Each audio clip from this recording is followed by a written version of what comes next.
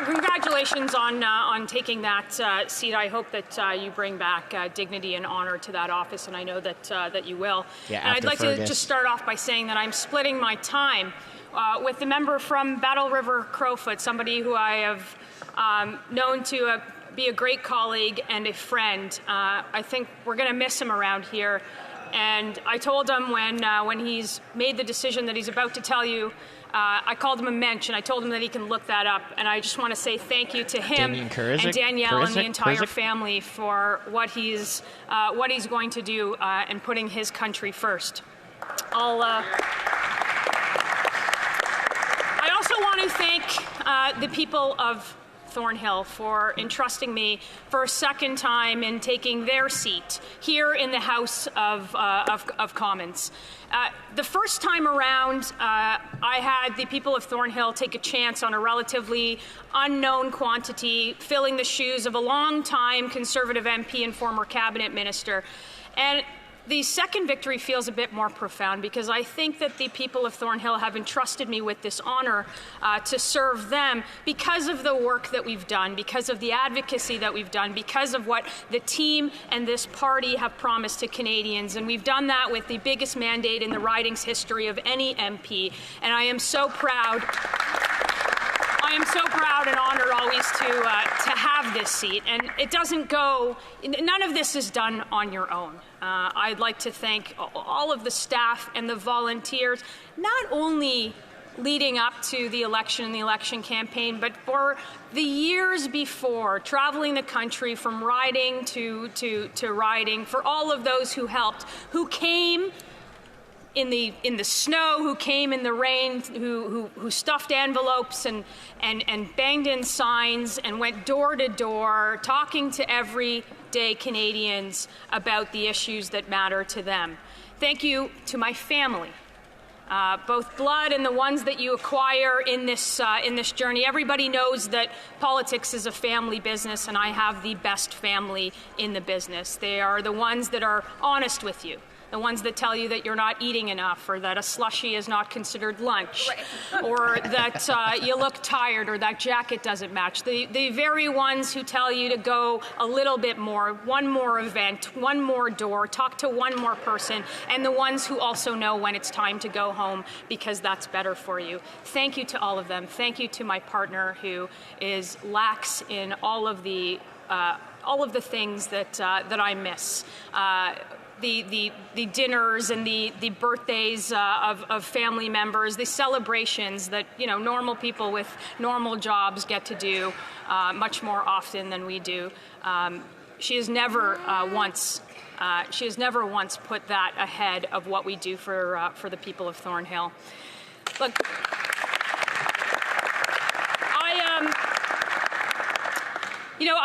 when I ran the first time, I didn't have my mom with me, and I'm part of a club that not a lot of people or not a lot of people my age are part of. I'm part of the Orphan Club, where I've lost both my parents. I lost my father between the first and second election, and he was here for my first election. And I often tell their story because it's the embodiment, I think, of a story that so many share in this country. You see, I come by the conservatism honestly, and I often tell people that I'm a product of a mixed marriage. My mom was a Liberal, and my father was a Conservative. But my mom always said she didn't leave the Liberal Party. The Liberal Party left her, and boy, is that ever true today. She left a long time ago and supported me throughout my journey to elected politics. But I say that because they are the embodiment of the Canadian story, the Canadian immigrant story. They immigrated here from the former Soviet Union. And my dad was an uncredentialed engineer who drove a taxi to put my mom through school. They put two kids through university, who watched them get jobs and homes. I also tell a joke that my parents bought their first home in the place that I now represent for like 7 raspberries and 12 almonds. And they did that on a taxi driver's salary and through a woman who was still in school trying to make it in the corporate world. They did that in a safe neighborhood where they can raise kids the way that they wanted to, in the freedom of this country, the freedom that they ran from the Soviet Union to attain. You can't do that anymore. You can't do any of that. And that's what I heard every single day at every single door in more than 40 ridings across the country, from east to west, that young people cannot afford a home.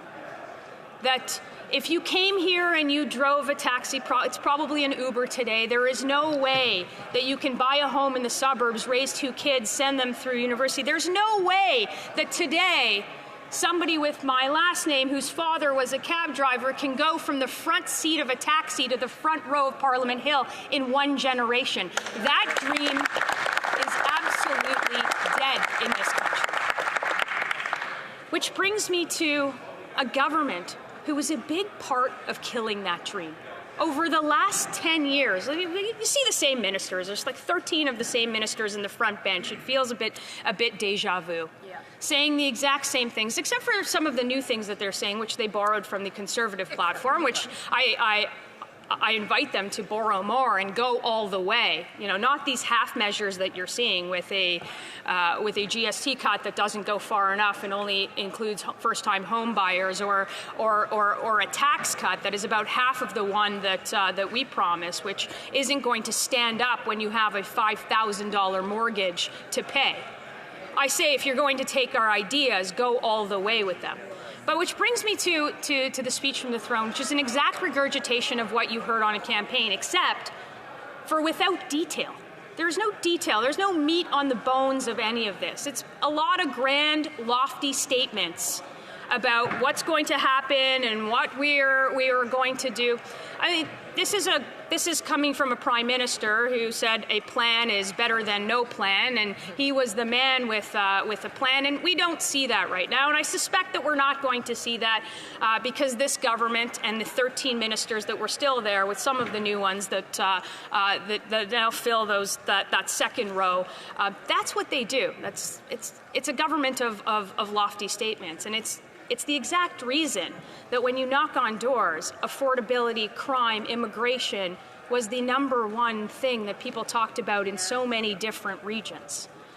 An immigration system which had a consensus in this country for a generation. But let me talk about what the throne speech didn't say, because I would be remiss to say it. I would be remiss if I didn't say it. I come from a community where people in the community are terrified of living in this country. It's not that they feel scared. They are actually in danger. Yes. This government has been absolutely silent on Jews in this country, the ones that were shot at, harassed, businesses being firebombed. Like, we've seen it. Lawless mobs in the streets screaming genocidal slogans at their fellow Canadians. And if you're in the faculty clubs of our universities, or frankly, if you're in the halls of this place or even close to it, or the Liberal Party, I actually didn't think it would be worse than the last foreign minister, but we have a new foreign minister that, whether she knows it or not, is parroting Hamas talking points. And that very same terrorist organization that is listed as a terrorist organization in this country has thanked this country for their position for a second time now. And if you are thanked for a second time by a terrorist organization, I think we all know that you're probably on the wrong side of history. So I don't know if you need to be...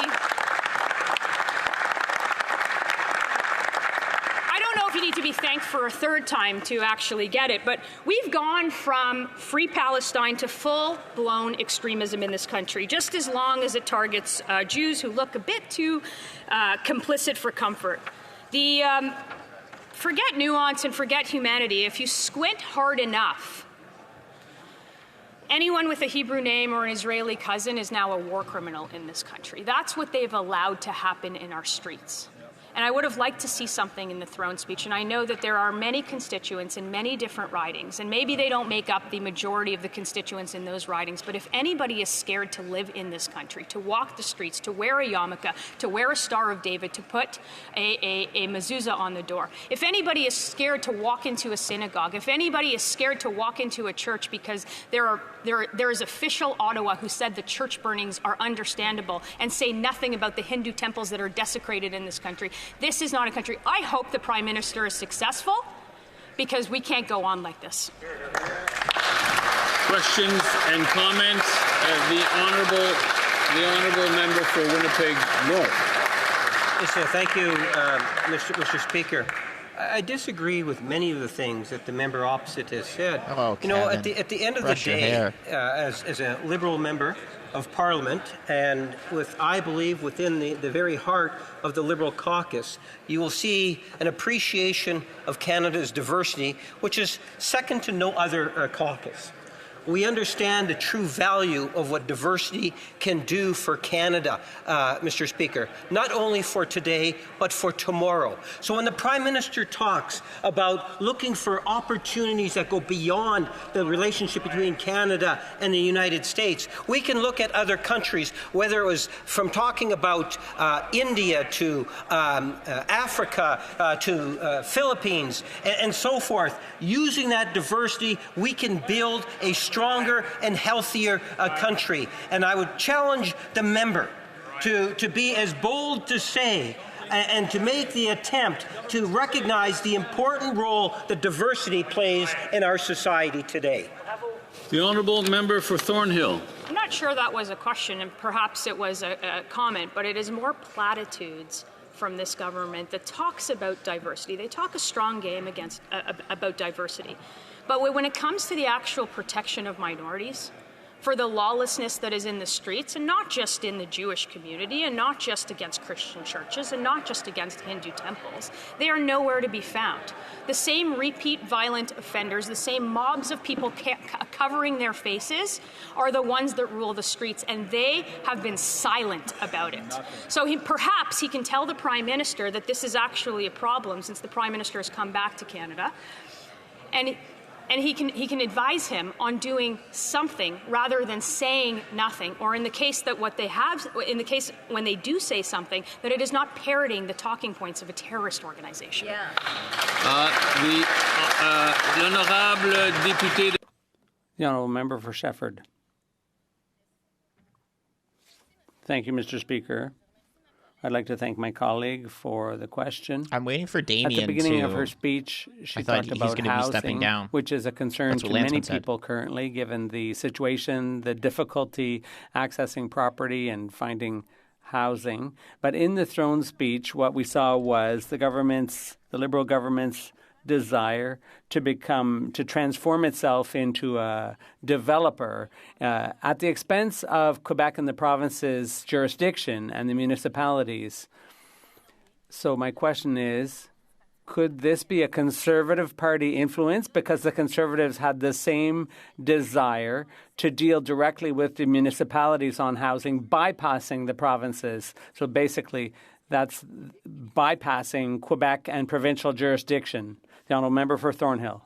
To the de-accelerator funding or whatever the last scheme of the Liberal government was in terms of giving municipalities more money in order to block more home building.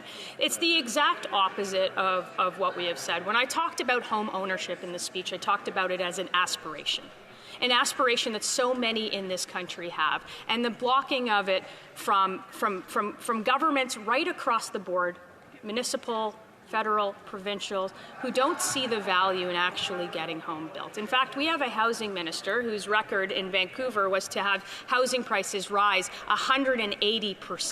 Right. Who is now building a bureaucracy rather than building homes, who is married to the generational divide that the Liberals have caused in this last election between those who own their home and those aspiring to get one. That is not the right course of action, and Conservatives will stand ready to make sure that we bring the solutions to the floor of this House of Commons and they take more of our ideas on it.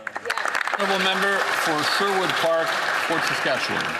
Thank you, Mr. Speaker. First of all, I want to thank the member for her powerful words about anti-Semitism. My grandmother was a Holocaust survivor, and I remember growing up and hearing some of the stories she would share with us about her experiences. And it is very dark to see some of the things that have happened in this country and other Western countries around the world. I did want to ask the member about youth unemployment, the rise we're seeing, and what she's seeing in particular in her riding in terms of the unemployment crisis that's going right now.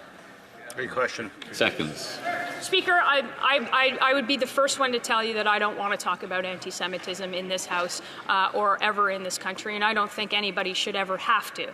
But the fact that they don't leads me to use this seat and speak for my community. With regards to youth unemployment, look, I think the data is very clear. We're seeing the highest youth unemployment in Ontario. We're seeing the highest unemployment rates in Ontario, and that's and Oh, come on, give her a bit more time.